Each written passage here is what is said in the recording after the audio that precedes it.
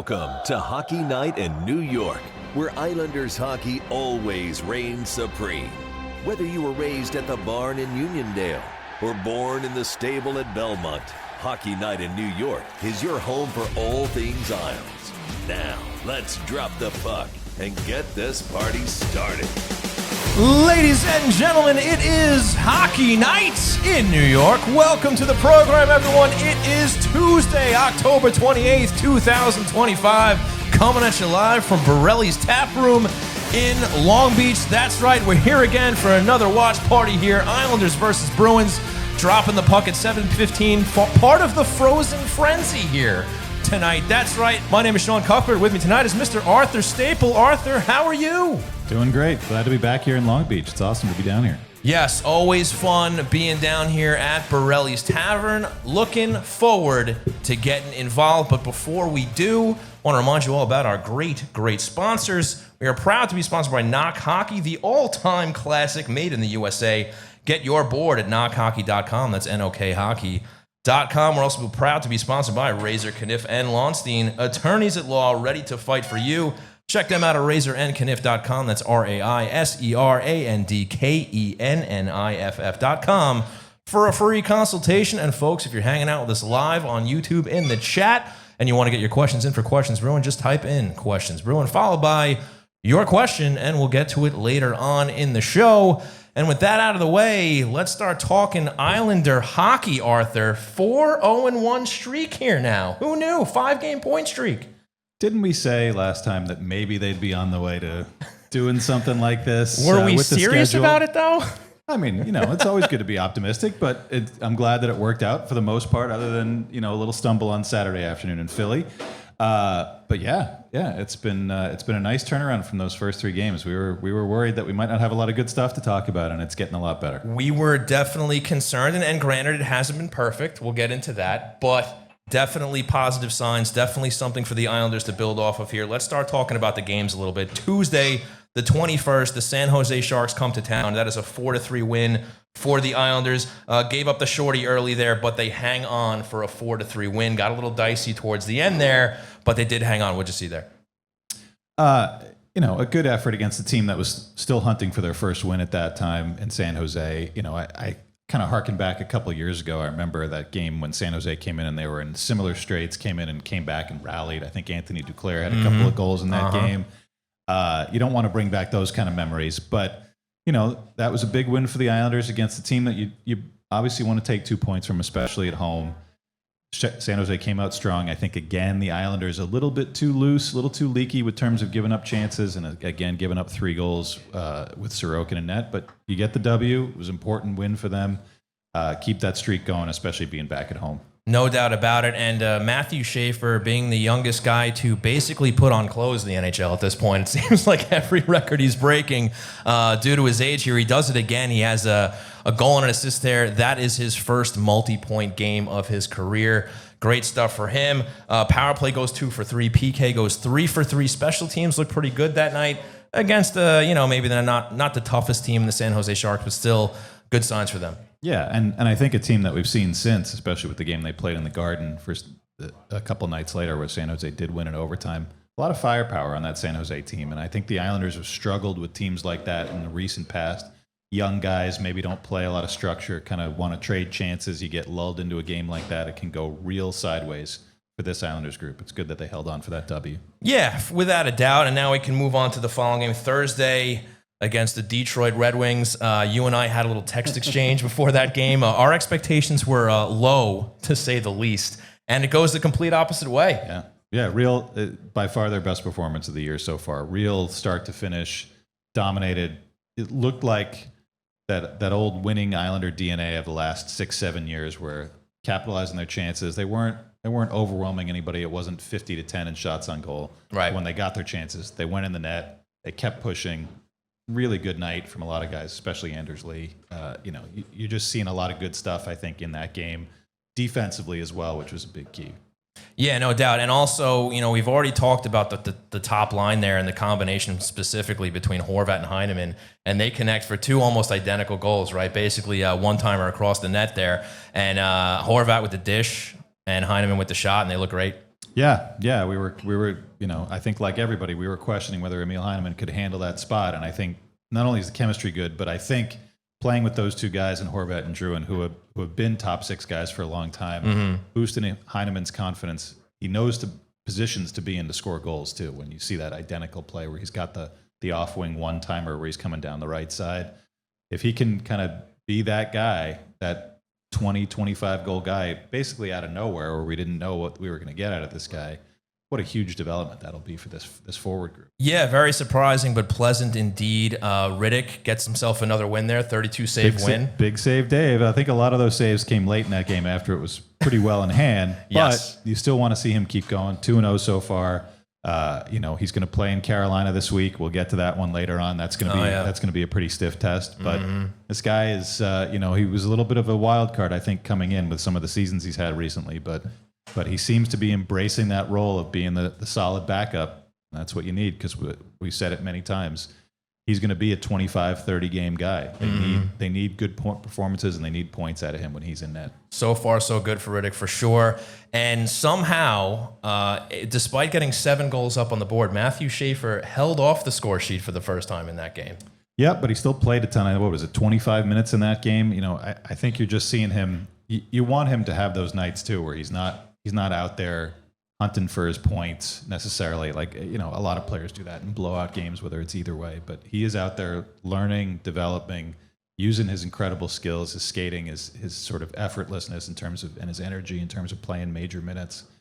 So, he wants to keep getting the points, and I'm sure the point streak would have been great to keep it going. But I think on the whole, you just want to see him have good games. And he was part of the group having a good game. He wasn't trying to save them, which we definitely need. Yes, absolutely.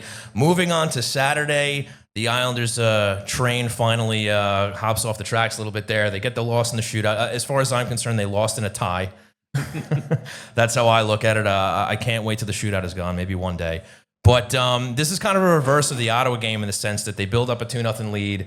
They give that up. They go up a goal again, give that up. Philly gets the tying goal there, and then it goes to a shootout. And just something that doesn't really go the Islanders' way very often, and we see it happen again. Yeah, I think in that game, again, we talk about the chances they've been giving up as being kind of the main issue so far. Played a really good first period, get that early second period second goal, and then you're letting Philly, who's got, a lot of young, hungry guys who like to skate and move around and move you around, especially led by Trevor Zegras, started to really open up the Islanders a little bit too much trading chances. You give up the lead, you start getting sucked into that kind of game. And obviously, the save that Philly's goalie Sam Ersson made on Horvat in the overtime. Yeah. That's a 2-point. Unbelievable. You get robbed that second point, and the shootout, we've gone over the shootout issues that the Islanders have had pretty much since Franz Nielsen was here. Or since he left, rather. But yeah, still some positives to take away from that game. But again, and again, you're incorporating a new defenseman into that group. His first NHL game in Marshall Warren, which we'll talk about plenty. Yes. But a little bit of havoc in the D zone, and you don't want to see that, especially when you've got a 2-goal lead. And a little feistiness there in the third period between the two teams. Some bad blood developing here between the Islanders and the Flyers. The Flyers have some guys that do get under your skin, Garnet Hathaway, and when you see a guy like that in the lineup, he's got his eyes on Matthew Schaefer. He's going to want to disrupt Matthew Schaefer. He's going to want to take a little piece out of Matthew Schaefer. Matthew Schaefer's their best player so far, their most dynamic player. And kudos to Scott Mayfield for stepping up. That is a heavyweight to battle with in the first period, and then Kyle McLean again fighting later on, and Mayfield and Hathaway getting back into it. It's all good stuff. The Islanders' fourth line, as it's constituted now, is not really a line that you're relying on for production. We did see Max Siplikov get on the board in that game. Sort of everyone thought maybe that was Marshall Warren's goal, but it was a hell of a deflection by Siplikov, and that's important, I think. But you're seeing, Cizikas, Kyle McLean when he's in, they know their role. Right. When they're out there and Schaefer's out there and someone, we saw it at the end of the Detroit game, which I thought was another really great sign where everybody kind of finally noticed that Schaefer was holding his own there with Mason Appleton grappling in the corner, but everybody came flying in, defending him. That's what you want to see. That fourth line, they certainly understand, and nobody understands that more than Casey Cizikas, who's been here so long, that you got to defend your stars, and especially a young star like that who is going to have a target on his back. The better he gets, the more he gets around the league. So good sideshow things to see. I think I wrote on Twitter about Scott Mayfield. Not the greatest fighter. He's always willing, but and you really need him out there, especially with that D-core as it's constituted. So maybe they can figure out a way to settle these issues with teams that want to target Matthew Schaefer without having to drop the gloves, without pulling yourself off the ice for 5 minutes, and also for 2 again later on in the game. So good to see, but maybe we can find a different solution. Absolutely. So all in all, solid week for the Islanders. 2-0-1. Doesn't matter who they lose to, who they win. They get 5 out of 6 points, right? Positive developments here. And they have a winning record now. Yeah, I mean, 4-0-1 is 9, and going into tonight, a Bruins team that's really struggling. If they can put the hammer down there, go to 5-0-1, obviously you've got a difficult week coming up, and we'll get into that in a little bit. But the more wins you pile up, the more confidence you build, especially this early in the year with some new guys, with kind of a new attitude, the new era of Islander hockey. Right. You kind of put that bad start behind you, and I think you look around and see in the East, particularly in their division, how good Pittsburgh's been. The Devils have been lights out. Washington's been good again. I know the Rangers are struggling. Philly's maybe a little bit better than we thought right now, record-wise. Everybody's very tight. You got to bank those points early when you can get them, and this is a good opportunity for the Islanders to keep it going. No doubt about it. And I know we commented on the lineup, when the season was opening up, and we joked about how quickly it might change, right? And now it's kind of taking shape now, right? You have Duclair with Barzal and Palmieri. You have that top line that's rolling real well with Drouin up there with Horvat and Heineman. Do you like where everybody's at now? The thing that I like the most is seeing Simon Holmstrom back in that spot with Anders Lee and Pageau. Yeah. I think that line had a lot of chemistry last year. Maybe not. Holmstrom was a bit streaky, but I think the way you've seen him play lately, and that shootout goal that he had in Philly, in addition to the shorthanded goal, this guy is back to feeling it. Whatever was going on with him in preseason, where he was in a bit of a funk and didn't know where he was going to end up, that seems to be gone. And I think it's super important to have him in a good spot. And those 2 veterans with him who are both playing really well. I think Anders' point a game so far this year, really, really impressive stuff from him so far. That's the line. You talk first line, second. We know what the fourth line is. The rest of them can be very interchangeable. I think with this top 9, and that's what you want. I think that's what Patrick Waugh wants. They've got a much deeper level of quality with their forward group 1 through 12, even 1 through 13, than they've had in a long time. And they're doing this with Max Shabanov out too, who's a guy who contributed well before he got hurt. And now you're sort of thinking like, man, I understand, Kyle McLean might come out as the 13th guy, but when Shabanov comes in, do you put him straight back up with 3 lines that are rolling pretty well? You're not going to break up that Horvat line. You're not going to break up the Pageau line. So, this is a good problem to have. We're here wondering where guys are going to fit when they come back. Well, the funny thing is, usually injuries answer that question for you, right? Usually there's enough guys that end up going out where, okay, this guy will slot in here, this guy will slot in there, and knock on wood, they're relatively healthy, at least in the forward group, right? Yeah. Where, if and when Shabanov does come back, it's going to be like, okay, where does this guy go? But like you said, good problem to have. Yeah. You kind of wish maybe one of these guys was a defenseman who could come back in. Right. Again, we'll get to that shortly. Yes, absolutely. So let's talk about a little news behind the scenes here. Piero Greco is out. Sergei Naumovs, thank you very much, is in, has experience with Sorokin. He worked with him years ago in Russia and whatnot, so he's helping him out now. He's up at the big club. What does this mean for Sorokin ultimately? When Lou Lamoriello brought Naumovs off over a couple of years ago now, we kind of thought maybe this was going to be the transition because of the history there with Sorokin. You want this guy to be comfortable with his own guy. When Sorokin's back home in the offseason, I think they work together as well. So when he joined the organization, you sort of felt like, okay, if it's not right now, maybe down the road. And and Piero Greco was a guy who came in with Mitch Korn. Right. When Barry Trotz brought Mitch in, kind of a department of goaltending, because Mitch wasn't really an all the time on the ice traveling guy at that point. And Greco really did a good job. He's a personable guy. I think anybody that has Mitch Korn's stamp of approval is a quality goalie coach. For sure. Mitch is one of the greats of all time. Oh yeah. So he worked with a wide variety of guys: Robin Lehner, Semyon Varlamov, guys who had success here. Great Thomas success. Greiss. Oh yeah. But now Mitch is gone, Lou is gone. Matthew Darsh is seeing things in a different light, and maybe his conversations with Patrick Waugh, especially at the start that Sorokin has had, where he's given up a lot of goals. You're not really seeing him steal any games yet. So even the wins that he's had, he's given up 3 goals pretty much, I think, in all of them. At least. So you want to make him as comfortable as possible. And I think this was kind of a natural progression. When they brought Namovs in a couple of years ago, you didn't know how long it was going to last, that he was just working in Bridgeport. Yeah. Because really, I'm sure that he's been in contact with Sorokin all the way through and having any kind of conferences that they need to have. So you don't want to undermine the main goalie coach and decision they made. As Matthew Dar said, didn't consult Sorokin with it. I think he just sort of observed that maybe this would be the best thing for his main goalie. And we'll see if it makes a difference. Goalie coaches, I think we had that conversation a couple of shows ago about assistant coaches, and people want to kind of, goalies, I understand, are different, but their performance is not necessarily tied to who their individual goalie coach is. I don't want to bring up the rival team, but Igor Shesterkin has worked with, Benny Allaire, who's the head of goaltending over at the Rangers, and obviously Henrik Lundqvist, and a guy who's got an incredible resume. But Shesterkin ended up consulting with his goalie coach from back in Russia as well during the last couple seasons. So, I think you just sort of go and it's whoever being a goalie is such a quirky spotlight thing in the NHL.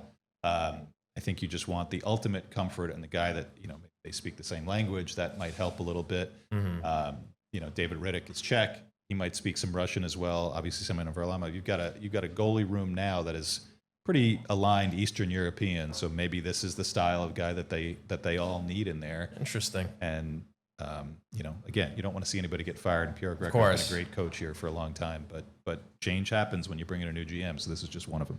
Yeah, and look, if it's going to bring his goals from 4 to 3 and hopefully 2 against per game, I mean, that's all you care about, right? Is just, getting the saves and getting the wins. So I'm curious to see how much effect it is. Obviously, Darsh seems to believe it'll make a change, and we'll find out. Yep. I mean, it's we'll see how he plays tonight. And I think sometime here in the next 4 or 5 starts for Sorokin, you need to see him have one of those 35 save, 1 or 2 goals allowed type of performance, because even though they're winning, his confidence needs to be higher. 100%.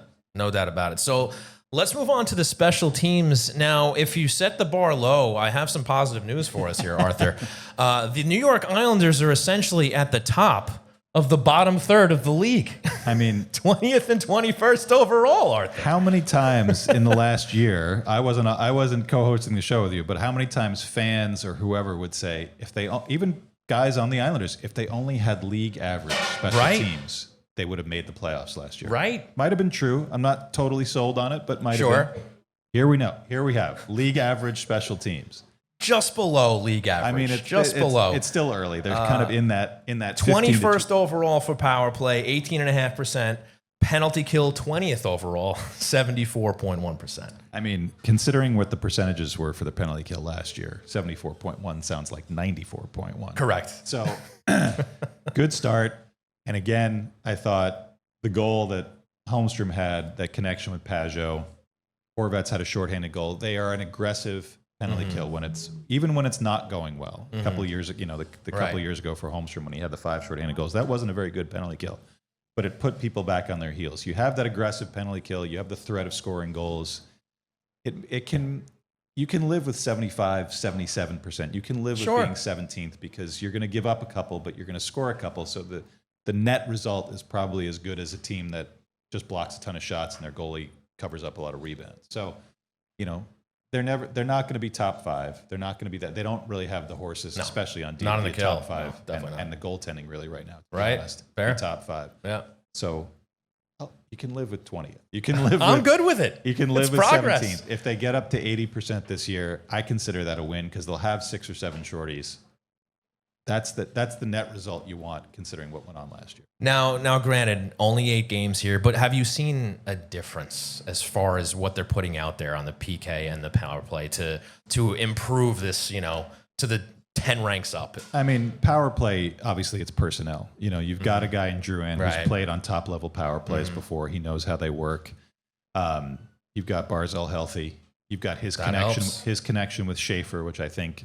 Those 2 guys are so dynamic. If they can have that ESP, if they can know where each other is going to be, and Schaefer starts to build more confidence on the power play, on that top power play unit, that's going to be a really good group. So that's number 1. Number 2, penalty kill. Again, it's a little bit health, but I think it's also we didn't see Holmstrom do a lot of. do a lot of penalty killing early on, for whatever reason. But now here he is, produces a shorthanded goal. Get him in the mix. I think Waugh and his new assistants, Bob Bugner, who runs the PK, and Ray Bennett, who runs the power play, you want to take some time to evaluate. You're not just going to say like, oh, well, we've got Matthew Barzal. We'll just roll him out there and see what he can do and let him dangle around. Mm-hmm. Or penalty kill will go with the same. You're not going to stick with the same guys who put up a barely 68, 69% penalty kill last year. Right. So they've taken some time to evaluate. I think the guys are starting to be more in the right place here during this win streak. So maybe it's either a coincidence their all-around game is better, or we're seeing the emergence of guys that we've known for a few years have been good at what they do, even if the numbers haven't been there. For sure. And one other nugget I want to bring up here, face-off percentage. They were known for being dominant in the face-off circle last season. That has changed this year. 49% so far through 8 games. Pajot, Horvat still getting the job done. Barzal, Cizikas, they are in the 30 percentile there. 35%, I think, for Cizikas, 33 for Matt Barzal. Well, yeah, we'll say surprising for Casey, although he's never really been like a lights-out face-off guy. That's really Pajot's job and now Horvat's job. Right. And Barzal, there's a reason that he looked so good on the wing is that he didn't have to do that. And, and maybe there's a scenario there where he doesn't end up on the wing, but at least he'll be on the ice at times with a guy who can take draws. Right. He'll kind of change things around. Mm-hmm. Having said all that, face-off percentages mean almost nothing. Okay. There's individual times where they mean something. I think if you go back and look, there's no correspondence between face-off percentage and success as a team. It's just the way face-off won or lost. It's can be kind of a group effort. Obviously, there's individual moments, whether it's you got your net pulled and your goalie pulled and you're winning an offensive zone draw that leads to a goal, or on the power play to get possession. Those things are obviously important. It's kind of a funny stat where individual moments are super important, but the overall picture doesn't always correspond, I guess, to a team that's a good team. And certainly the Islanders proved that last year with being such a dominant face-off team. Yeah. Didn't mean a whole lot. There's times where you need it. Fair. Start of a power play, start of overtime. Yes. When you've got your goalie pulled to try to tie a game.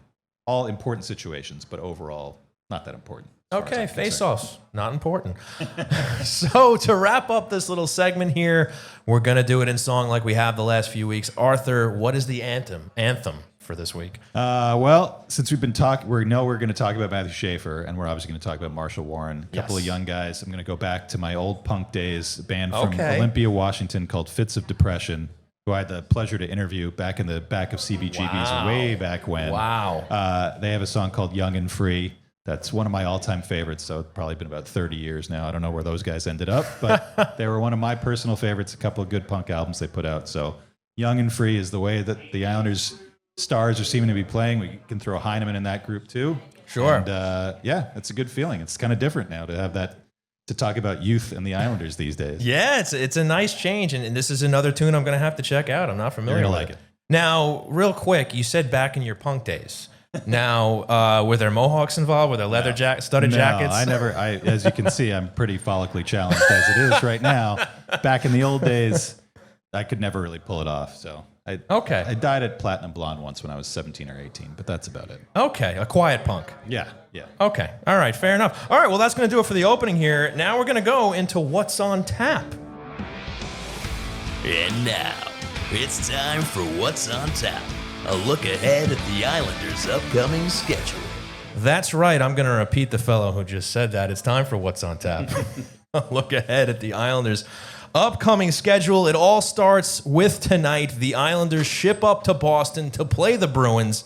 7:15 puck drop. We're here at Borelli's Tap Room in Long Beach. The Bruins 4-7-0. They get absolutely smoked last night by the Ottawa Senators. Hopefully they're still licking their wounds there, but this is a team that is struggling at the bottom of the Atlantic Division. Arthur, what do you got? Not much from them. They came out of the gate hot, 3-0, new coach in Marco Sturm. Things look pretty good, and this is sort of the, I don't know if I thought they'd be this bad, but this is kind of the level I thought the Bruins would be at. You look at that Atlantic Division and you never know about the Sabres, but they're probably down towards the bottom. But Detroit, improved, a lot of veterans. Montreal, to me, was a team that I really had my eye on, and they're sort of proving that right with the way that they've started the season. Toronto, Tampa, Florida, not starting as hot as you'd think for those three established teams, but they'll be there in the end. Really left, and Ottawa, I think, Brady Tkachuk injury doesn't help them, but that's another good team that's coming off a playoff appearance. I kind of wondered, where would the Bruins be? Yeah.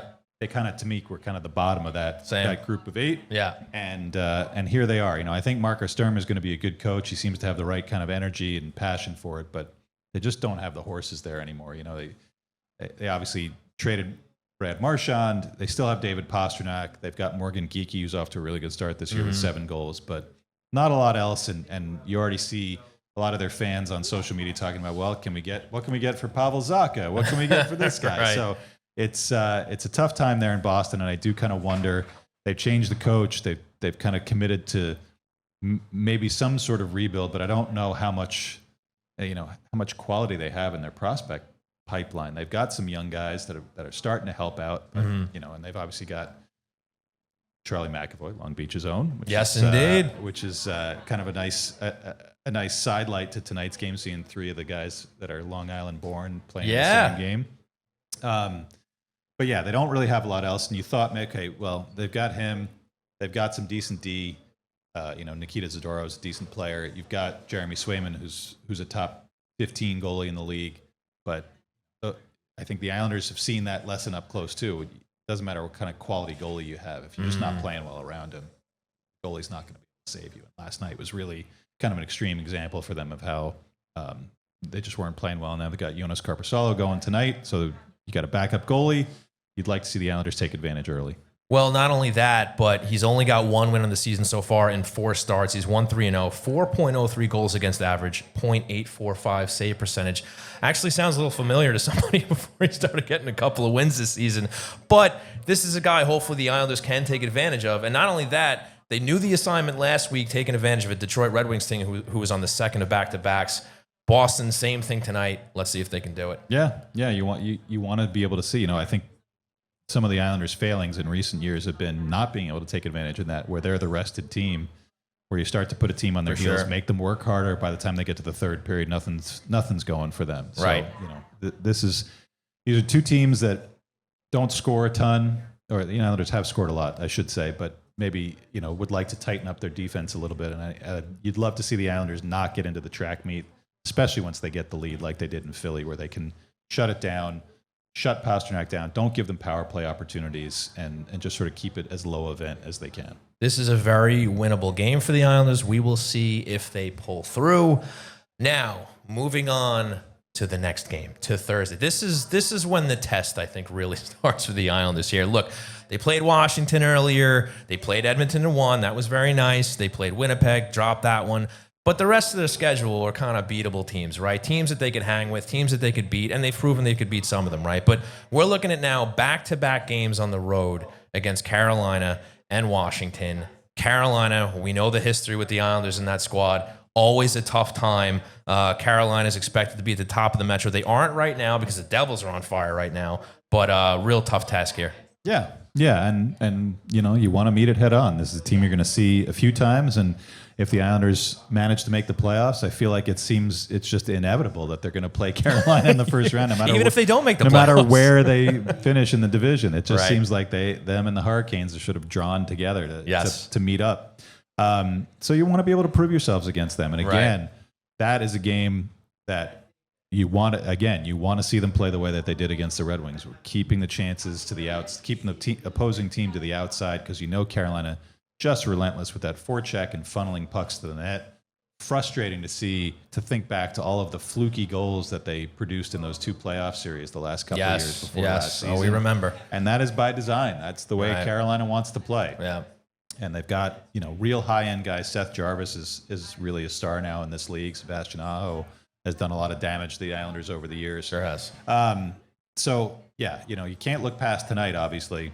But that back-to-back on the road is going to be really, the first kind of difficult test, I think, for them in terms of playing a back-to-back, playing 2 teams that have finished above them in the division, that are sitting above them right now, that have obviously, Washington's already beaten them this year. So yeah, it's This is the cream of the division right now. Carolina and I guess Washington as well. So you want them to be ready, and you want them to be able to play a style that's going to allow them to win. And trading chances is probably not the way that's going to work. Well, Arthur, did you know that coming into today, Carolina had the worst power play in the league at 6.9%? I did not. I did note before I left that Andrei Svechnikov still has no points in the first 8 games, and I know that they're pretty banged up. Jacob Slavin is out. Keandre Miller is out. Shane Gostisbehere just getting back, and they obviously stumbled a little bit out west, but this team just keeps on rolling. It's really impressive regular season what they are able to do for 82 games. When you get to the playoffs, it can be another story, but that's a long way off for them right now. Yes, for sure. But the point is, they don't need it because they're tied for second overall in goals for. Do you know who they're tied with? Islanders? The New York Islanders. Yeah. 3.75 goals per game. We know they can score goals. Did we?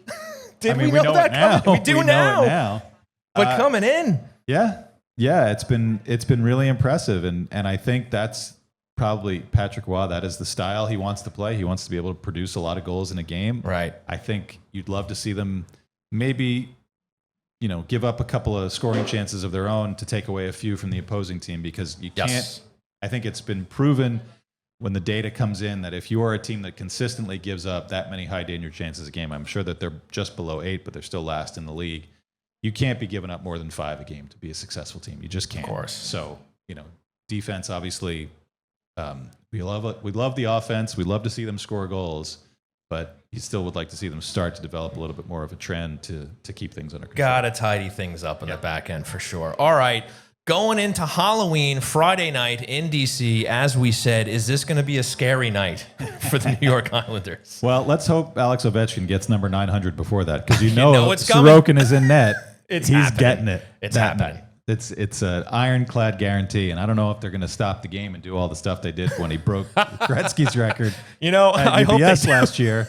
I hope not.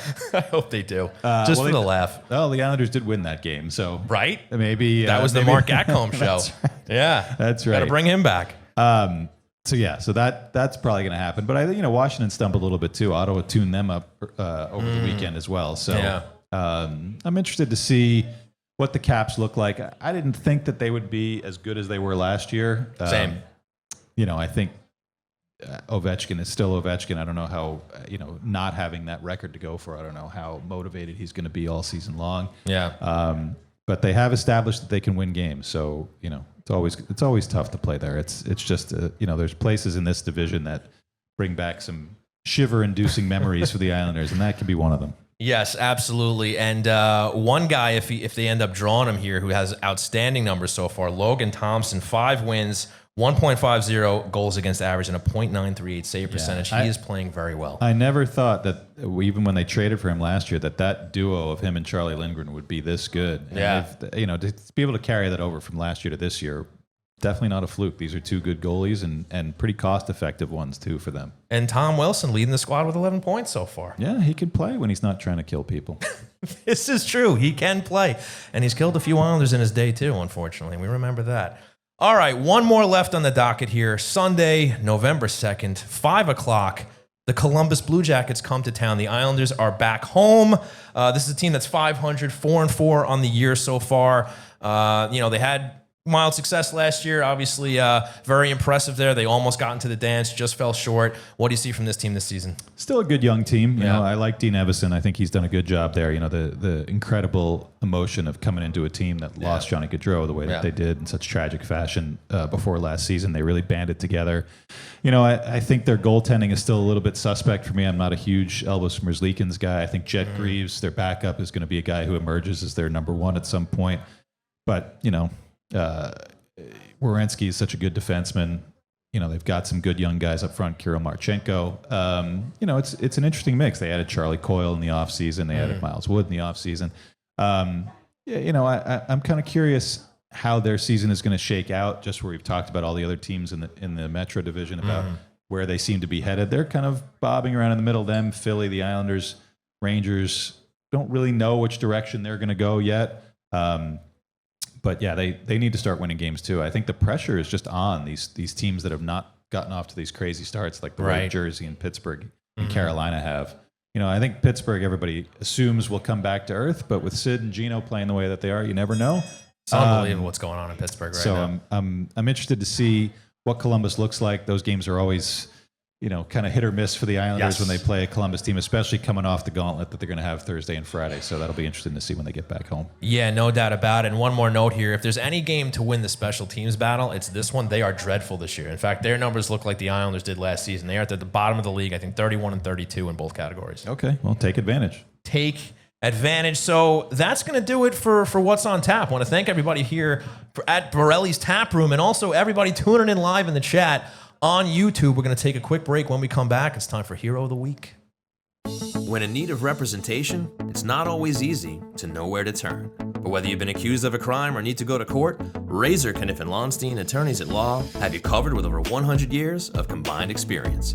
With offices in Manhattan, Mineola, and Suffolk, Razor, Kniff & Lonstein is an award-winning law firm specializing in criminal defense with additional expertise in business debt settlement, trust and estates, personal injury, and more. At Razor, Kniff & Lonstein, you'll have direct access to your attorney 24/7. Because more attentive service translates to better outcomes. You deserve legal representatives with national recognition and a strong track record of delivering results. And Razor, Kniff & Lonstein are ready to fight for you. Call 212-LAW-1500 or go to razorandkniff.com to schedule a free, no-risk consultation today. That's RAISERANDKENNIFF.com. Razor, Kniff & Lonstein. We win cases because we make your problems our problems. Yes, welcome back to Hockey Night in New York, ladies and gentlemen. It is time for Hero of the Week, presented by Knock Hockey. Get your board at knockhockey.com. Arthur, I believe it is your turn this week, if I remember correctly. It doesn't really matter. But why don't you go first here, pal? Well, my Hero of the Week, it's fitting that we're down here in Long Beach at Borelli's on the island. Yes. We've got 3 island natives playing this game. Kyle Palmieri, who we know was born in Smithtown, was mostly a Jersey kid growing up, but we'll still count him. Sure. We mentioned Charlie McAvoy from just right nearby here in Long Beach. That's and right. Marshall Warren from Laurel Hollow, getting his second NHL game. He is my Hero of the Week. What an amazing story this young man is, that, a true Islander fan, played up through the Islander program as a kid, late draft pick, didn't sign out of college, ends up in the Islanders organization, kind of a distant, ways away when he first joined the organization last year. You thought, okay, it's a nice story. Right. Good to have a young local kid in the program here. Played a decent season in Bridgeport for an awful Bridgeport Islanders team. Yes. So you're thinking, okay, well, maybe he'll get another crack at it. And just sparked in training camp. A kid who really out of nowhere and has earned this call up. 2 points in his first game. Unbelievable setup for Anthony Duclair for his first NHL point. Got, just really impressive. And hearing about, reading some stories from his mom about all the coaches she tried to cite, that she didn't want to leave anybody out. Right. And it really says not just a lot about him, but a lot about youth hockey in Long Island in the last few years. Obviously we have McAvoy, we have Adam Fox, that kind of generation. Sonny Milano, the mid to late 20s guys came through. Marshall Warren's kind of the next generation, and obviously James Hagens is going to be the next generation and probably the best of all of them. But the way that youth hockey, and especially as funded and driven by a lot of Islanders alumni, Garth Snow, you go into Northwell or Iceworks, you'll see Garth Snow coaching his kids. You'll see Radek Martinek. You'll see Aaron Asham coaching his kids. These are not guys, Garth was the GM for a long time here, but they're not native Long Islanders. They settled here. Eric Bolton is another one. They raised their kids here. They got into coaching. They helped out a lot of other kids with their coaching and with their experience. And this is the result. And I think, it's just amazing to see and to have it happen in this organization, and happen the way it did, to kind of really just burst on the scene in the last couple months. It's just a great story. Phenomenal story. And, best wishes to him. Hope he keeps it up. It'd be great to see him make a career out of this. And it's funny because I made this very strange tie-in with him coming to the Islanders. So Jared Spurgeon, drafted by the Islanders, goes unsigned, signs with Minnesota. We saw the career he had, right? Now here's the flip side. It's only fair. Exactly. It's finally coming full circle. This is what we've been waiting for, Islander fans. But funny enough, drafted by Minnesota, goes unsigned. Islanders sign him, and hopefully this is the dawn of a Jared Spurgeon-like career for him. I hope so. And again, when you see him out there, he's not. Nobody has Matthew Schaefer's ability, but Marshall Warren is not the biggest guy, but he uses his feet well. I think Patrick Waugh is a really good coach for him to have at this stage in his career to build up his confidence to say, hey, you get up the ice, you get deep in the zone, make something happen. Don't worry about the mistakes. Right.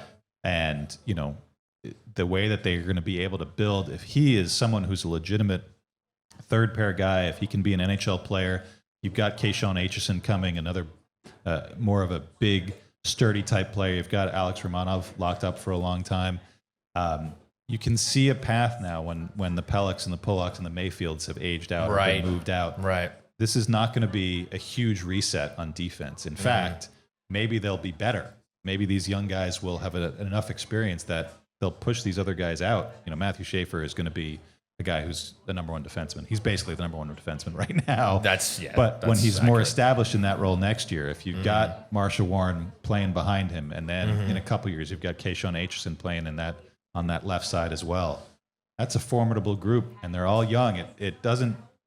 You sort of say, hey, does it remind you of when Pulock and Mayfield and Devon Taves came up, where they had this young core that were all top four guys? Right. Schaefer's a cut above those guys, but you still need some other supporting group people, and Marshall Warren, if he can be one of them, what a great story. That would be hugely important. A beautiful, beautiful thing if they can kind of, streamline these guys in as you say, Pulock, Mayfield start to age out a little more, and they can kind of take the reins. That'd be great, because as we've noted on the show, the defense certainly needs help.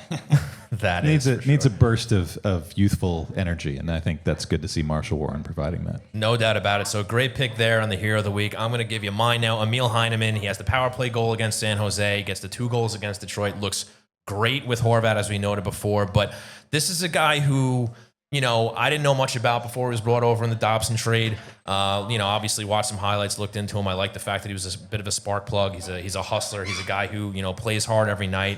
And I'm drawn to players like that. And I thought maybe that's the most I was going to get, right? He'd have the odd goal here and there. And here he is in the first line, looking great.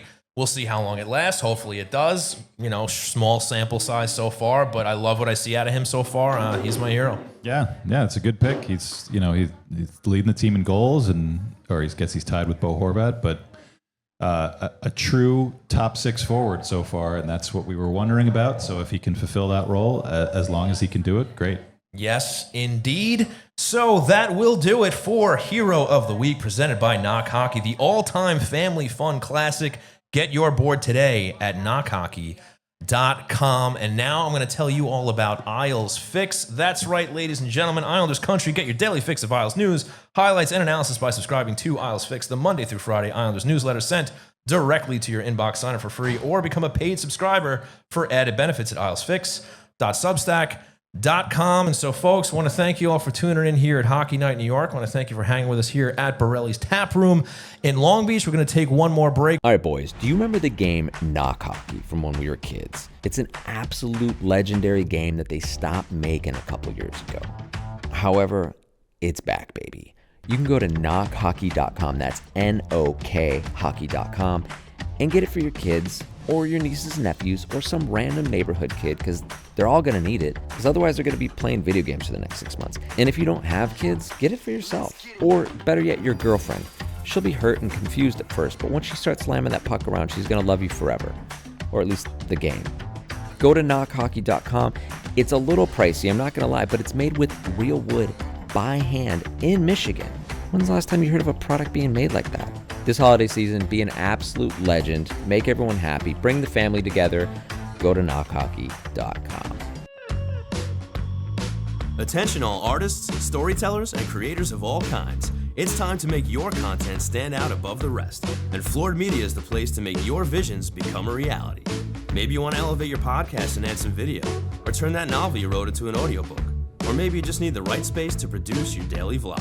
Whether you're a seasoned veteran or just starting out, Floored Media has the professional facilities, exceptional staff, and intimate atmosphere to breathe life into your creative passions at every step of the process.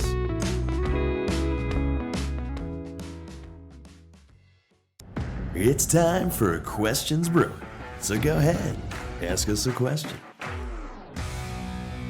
Edzo, How we doing, man? Doing great. Hanging out over here on the side, making sure everything's going right over there. I'm keeping quiet. Yeah, I'm doing my best. Love that. How's the chat going? How's everything? We're going. We got a few major players in here. Oh yeah, major players. Major players. All right, well, A couple fire of away, first buddy. rounders. Okay. Going to start off with Doc Ad.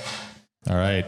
He says, on a recent poll, Neil Best raised the idea that simply because of human nature, the guys who have been here a while may be jealous of 48's attention. No way, right? What do you think? No way. No. Yeah. I mean, in addition to this being the ultimate team sport, I think they're just happy to have a guy who's taking the burden off a little bit. You know, this kid is super special. Everybody would want him on their team. And I think guys like Palak and Polak, they're great NHL defensemen, but they cannot do what this young man can do. So, you know, he's a unicorn. You want more unicorns on your team. Yeah, for sure. And I think you've seen it already clearly, just the way the team supports him and the way that they've, been just nothing but thrilled for him at every point that the guy gets, every goal that the guy gets. I mean, they're just happy to have him Every time there. someone face washes him, there's 10 guys jumping in. I think that should show you Clear that nobody's sign. jealous. Yes, absolutely. Thomas Boyle, who's sorry he can't be here. That we are We sorry forgive too, you. Tom. It's okay. That's all right. He said, who is out there like Clark Gillies who will protect Schaefer? I'm afraid he's going to get injured.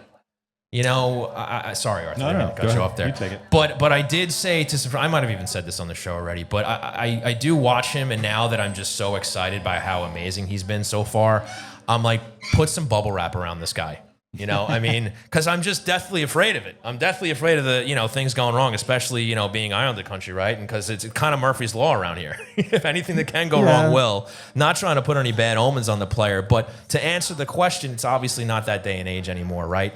But it was encouraging to see what you just mentioned, how, you kind of had the whole mob go after him, when Schaefer got roughed up a little bit there. So I think it's going to have to be a toughness by committee here, right? There's not going to be a cop to put in the lineup to patrol for him. They need a group effort. And it's not just because they don't have a Matt Martin in the lineup who would be a guy. But, even that, we see teams bringing guys in like that, whether it's a Ryan Reeves in Toronto to keep the guys away from last year, a couple of years ago, Mitch Marner and Austin Matthews, or now he's in San Jose to keep the guys. Those fourth line guys who play 6 or 7 minutes a night, they're not out there when the star player's out there. It's a little different because Schaefer's a defenseman, so he has had some shifts with the guys that are going to, with McLean and with Cizikas, who are going to try to take care of that, and obviously with Scott Mayfield. But as we pointed out, Scott Mayfield needs to be on the ice to defend because their defense is not very good. Right. So, unless you're going to go out and get a Ryan Reeves type, of which we said there are not really many of them, more than a handful left. Right. And you have to coordinate it. I really thought when you saw the full clip of him and Appleton at the end of the Detroit game, he was mixing it up pretty good, Schaefer. He was, you don't want to see it, right? But you do need to see him defend himself. And he's a big kid. I don't think he's mature physically yet, but he's 6'2". He's 190. He looks like he's got the shoulders to fill out to be an even bigger guy. And if he can skate like that and put on a few pounds as well, it's okay to see him handle himself too in those situations. Whether you got a Tom Wilson flying in for a big hit. I don't think he's going to leave. I think he's too scratch him on Friday. He's too skilled to leave himself vulnerable to situations like that. Yeah, he's got such escapability that I don't think that part is going to be point. concerned. It's going to be more after the whistle, guys trying to engage with him. Certainly when you get to the playoffs, you're going to see that a lot. So it's just a fine line. You don't want to put yourself down a man. You don't want to always be in the box if you're a guy like Mayfield. You just have to kind of find that balance. And again, like you said, group effort. I think you're going to see, no matter who's on the ice, whether it's Kyle Palmieri or Bo Horvat or an Anders Lee, everybody's going to be sticking up for this Absolutely. kid, and I think that's the way it's going to work. For sure. Ed, what do you got? We're going to go to Dan Robinson, who I believe was DTMR. Yes. That was his true identity. He says, what are your thoughts on the new scoreboard stats? I don't really know too much about this myself. Yeah. So I've been to a couple of games at UBS this season so far, and there is an overwhelming amount of numbers on the board now. And I was actually joking with my buddy about it, who I was at one of the games with, and I was like, see what's going on up there? He's like, I have no idea. Oh yeah, you're right. Like everything's rotating, the time on the ice, Yes. everything about that. Yeah, I did enjoy that. It's almost too much because it's a distraction from the game itself, right? You start getting deep in that, and you're like, oh right, they're still playing on the ice, But listen, it's nice, right? It's a nice little, it's handy, especially if Yeah, you're I like to interested know in who's that on stuff. there if I can't tell. Yeah, sure. You find out if Schaefer's been playing 37 minutes by the second period, if that math checks out. But, yeah, cool. Whatever. Yeah. More's good. If you want to check it out, you can. If not, doesn't matter. Look if you away. You just want to look at the, it's the old, like, are you looking at your laptop or are you looking at the TV screen to find out There you go. what the data says? Exactly. It's fine either way. Sure. Rectify Gaming, he says, should the Islanders bring back the classic orange jersey? Oh. I love Third this jersey. question. Yes. So, Arthur, new to the show, but I have been clamoring for an orange jersey, a proper orange jersey for years, and I don't consider that a proper orange jersey. Now, it was. I mean, listen, it was a half-hearted effort. Let's be honest. I mean, they didn't even change the socks, the gloves. I mean, it was literally just the jersey, and the design was what it was. But Darsh is in here, so we actually got a shot at getting one. I would love to see the Islanders do a proper orange jersey. You look at the Oilers; they did very well with that. Philadelphia's obviously pulled it off, and I love the Ducks orange. Are we talking like a full color rush, orange pants, the whole deal, or? Listen, if they do it right, fine. Like if they need blue pants, wear blue pants. That's fine. But I think this team Gotta is be navy. due. You got to break up the brightness. The with problem the dark I have navy. with the orange jersey is that it can look like a practice jersey if it's not done right. Yeah, and I think that one was close. And I think also, I feel like they called it the pumpkin jersey. yeah. I mean, I remember that. I also remember the one that had some orange in it with the black that sort of looked like a Halloween one that they had for the early 2010s. That was their third jersey. You talking about the Mark Streit era with Yeah, the black with the Island? That is the worst jersey in Yeah, Islander that's- history it's- by so far, when by you a start- country when mile. you start to factor in too much orange, I feel like we're headed down that road a little too much. Well, I mean, let's be fair. That one had gray in it. Like I mean, that was a monstrosity. That was horrible. It was awful. But other teams have proven you can do orange, blue, and white correctly. Okay, I'm with you. Try whatever you can try. I'm all on board for that. You're open to it. Yeah. All right. So yes, it is time. Let's see Yes. it. He also wants to know where the Expos hat is today, Arthur. It's in my back pocket right now. I Really? decided, my wife said, "Please don't wear the hat again." So she's my style consultant. Okay. I got to go with her. All right. If everyone out there says put the hat back on because there's too much gleam up here, I'll do that too. But Well, that's actually why we have the light low. well, thank you. I appreciate it. No problem. What do you got, Ed? Yeah, Tom Boyle, he also asked about rumors of Here we go. Sorokin. I don't know. He didn't specify what the rumors are, but he asked if they're true or not. And he, Oh boy. Yeah. Tom, that's why we need you here. We need to yes. have this conversation off camera first before we can do Right. some investigating. Yes, exactly. yeah. So Tom, if you want to specify what the rumor might be, Yeah. Just text us that one. We went out yeah. want that one in yeah. the chat. Yeah. text That's us. fine. What else you got for us? other than that, I think that might have been one of the last ones. Okay. All right. Fair enough. enough. So then we can talk amongst ourselves. That's fine. So, If anyone's got questions, I'll interrupt Sean gladly. So, Arthur, let's take a look here. 4-0-1 in their last 5. They're coming around a little bit, but as we noted earlier, the goals against are still a problem. Is there an in-house solution? I don't necessarily mean personnel, but just the way this team is playing. Is there a solution to this problem to kind of stop the bleeding here? They are preventing a few more goals when Riddick is in net, but it seems to still be a problem. Sorry, it was regarding if Edmonton had his interest. Oh, I mean, they might. who wouldn't have interest? But that's a big bite to take out of their cap, which they don't always have a lot of room up there in Edmonton. Even though Connor McDavid took a little bit of a discount, they didn't take that big a discount that they can squeeze in 8.5. So, I mean, I feel like there's been some Pajot talk on the old rumor mill lately. I feel like all that stuff is really premature. The Islanders got to see what they have first before they start unloading some of their core guys. But again, all right, so we'll transition back to what you just asked me Okay, about fair enough. team defense. We point the finger at the actual defense, Right? Because it's not we knew going in this was not going to be like an elite defense unless some Yes. guys turned back the clock Yes. a little bit. And we've seen incredible things from Schaefer. Marshall Warren, good to see him get in the mix, but even he, had that moment where he and Tony D'Angelo went to the same guy, and in the third period, and the Flyers were able to score a goal off that rush. So, to me, that says we know what the deficiencies are on D. Maybe see a little bit more defensive responsibility from the forward group, circling a little bit lower, trying to keep rush chances down to a minimum. They just seem to be giving up too much and looking around to do too much pickup, either tracking back in transition or just in the D zone. There's just too much high danger happening right in front of the net. So you absolve Sorokin a little bit, but you also say, if you're Sorokin, we know we have these deficiencies, right? And we have this goalie that's our number one goalie that we're paying top dollar to. You got to steal some. You got to steal some goals away. You got to be able to make some saves that we don't expect you to make, for sure.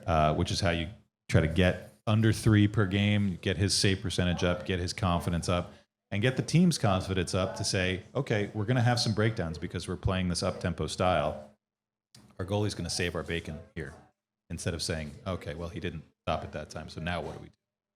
Where they're asking the same questions that you are asking me, and we're asking right. each other, that how do they fix this without making a major roster overhaul? I think the answer is be a little bit tighter defensively, be a little bit tighter up the ice, and have your number one goalie make a big save now and again. Yeah, for sure. Jake just chimed in with a question. He just texted me. Oh, yeah? Jake Okay. has a Jake. question of his own. He says, do any Islanders finish with a point per game? If so, who and why?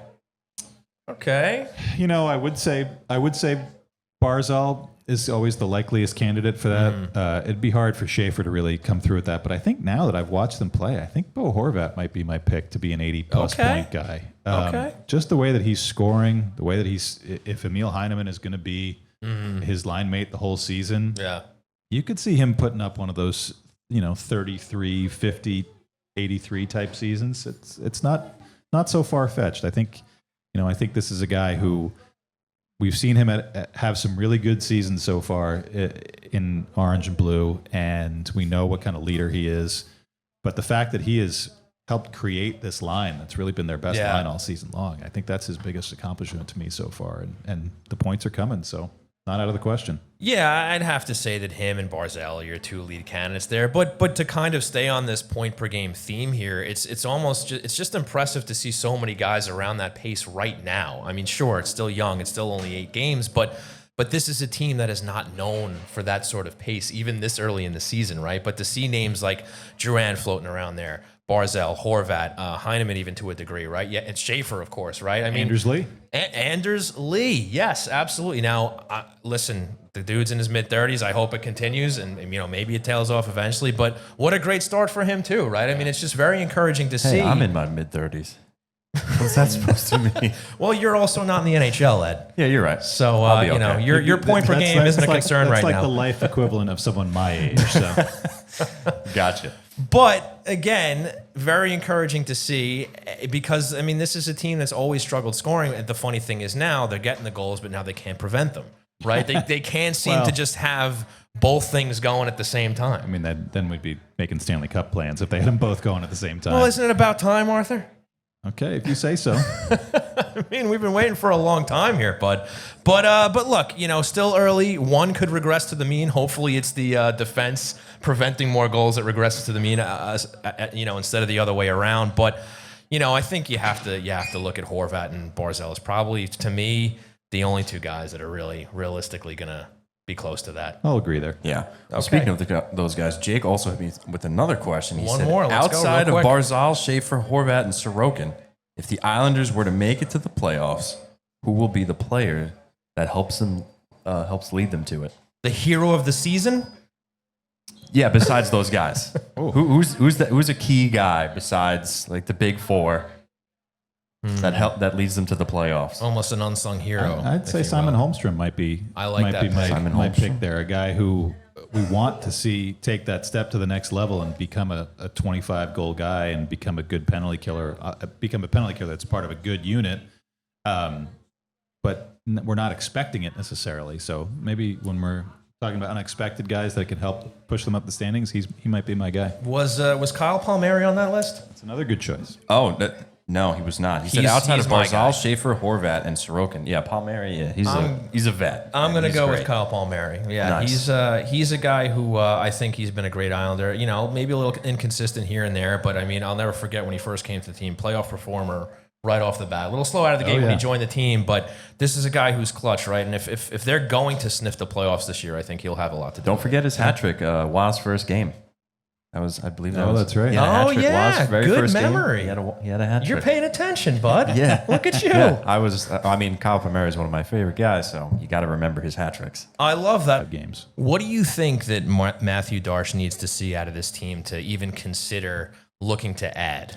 You know, I think it's going to be a situation very much like it was for Lou Lamoriello as ahead of the trade deadline. Different because I think they could potentially be in a better spot heading into that January, February, where you kind of do a lot of that evaluation, where you're listening to what people want to offer you for guys like Pajot and maybe even Lee. You know, Lou set a price for all of his guys. The Avs met it with Brock Nelson, and you see the result now. Cal Ritchie probably will be in the NHL sooner rather than later, and you know, that was a deal worth making. He didn't get the offer he wanted for Kyle Palmieri, decided not to do that, didn't even entertain offers for Pajot or Lee. And so that's, you kind of set your mark, whether it's in your head, have a discussion with the owner if you're Matthew Darsh and say, this is what I'll do it for. I won't break up this team or trade our captain or trade one of the longest serving loyal soldiers in Pajot just to get rid of them, just to get a second round pick and a B- level prospect. Right. You say, okay, if they're playing well and we're playing well enough, we can get a first round pick or some sort of combination to make it worthwhile, then you do it. And I imagine that conversation will be the one that Darsh is having with Ryan Bonus and Chris Lamoriello and the rest of his front office as the season goes on about what are we going to do as we get closer to it. Sure. And before we wrap here, let's look at the flip side of that. Let's say the season doesn't go the way the Islanders want, right? Let's say that they fall out of the playoff mix somewhere before the trade deadline. How serious do you think he'll look at trading a guy like J.G. Pajot and also their longtime captain, Anders Lee? I think then you have to be really serious about it because you probably know you're not going to re-sign those guys. And maybe in the case of Anders Lee, it depends on what he's looking like as the season goes on. But you're probably not going to bring Pajot back because you do have Cal Ritchie. You have someone to maybe slot in the next year or two. You do have Danny Nelson. You have to look and see where the guys that are coming in the next couple of years can fit in. And, you know, obviously age plays a big part. And, you know, I think if they really fall out of it, if you know by January that you're going to be a seller, or maybe even early February, a month or so ahead of the deadline, then to me, the responsibility of a GM of this particular team is to see if anyone makes you an offer for Adam Pelech, if anyone makes you an offer for Ryan Pollock, if anyone makes you an offer for Scott Mayfield. You know, far-fetched because they still have multiple years left. But you have to be able to sort of see the entire picture, and maybe someone's going to surprise you. You know, I think that maybe that was the thing that you ding Lou for in the last couple of years is not really seeing, you know, you don't have a fire sale necessarily, but you got to see what everybody wants to offer you for some of these guys. So, you know, I think that's the responsibility Darsh has. And do you think that ultimately the franchise wins over loyalty to a guy like Anders Lee, their captain, a guy who's been with the team for so long? You still think that's a guy who they should absolutely look at dealing away? You know, I think Anders knows the score. He's 35 years old. Contract is about up. Maybe they're, you know, you starting to make the transition away from older guys trying to, if they are really in dire straits this season and really out of it. I think he's a smart guy. He understands the deal. And if he's willing to go, you know, he probably is willing to go somewhere else to try to win a championship. And then after that, whatever he decides to do, I don't think it would be coming back here. You know, that's always kind of the pipe dream that you trade away a loyal guy and then he's going to sign back. I don't know if that's Never what they're going to do. So, you know, I think you do have to wait and see, and it's way too early. But as we get into, you know, past Christmas into the new year, if they're down at the bottom of the standings and they're really struggling, then I think everybody understands it. You got to be open for business. Well, we have a long season to go. We will see. That was a negative to end on. I don't think things are that bad yet. I went one way. I said, let's look at the flip side. All right, fair. If anything, hopefully this team is adding by the time we get to the trade deadline. Yeah, so we'll see. So we'll end it there. Sure. What do you got, bud? Absolutely. We got a last minute question here before we wrap up. Let's see. Is there may be a former Lightning player of some usefulness that you guys think Darch could look to add at some point. Are we talking Maddie at the bar? Maddie At the bar with a great question. I mean, if we're talking Braden Point, yeah, sure. Yeah. Hey, bring him on. Yeah. That I don't really know. You know, Tampa's kind of in a funny spot now too, where they've struggled out of the gate and they're trying to figure it out with a lot of kind of a hodgepodge of guys. I'm interested to see what Tampa does. You know, I think the guy you'd maybe want to keep an eye on is the guy behind the bench there. If things start to go south with the Islanders, where you can coax John Cooper. Oh, yeah. Looking real long term. He's a Hofstra Law alum, spent a lot of time on the island, lacrosse player back in the day. He does love to talk about it too. If Tampa's really going to start thinking about making some changes, he's been behind the bench there for almost 10 years, I think more than 10 years, 12 years now. That would be the guy that, I don't know about any players, Matty, but if you're talking about changes, I think John Cooper might be an interesting one to think about down the road.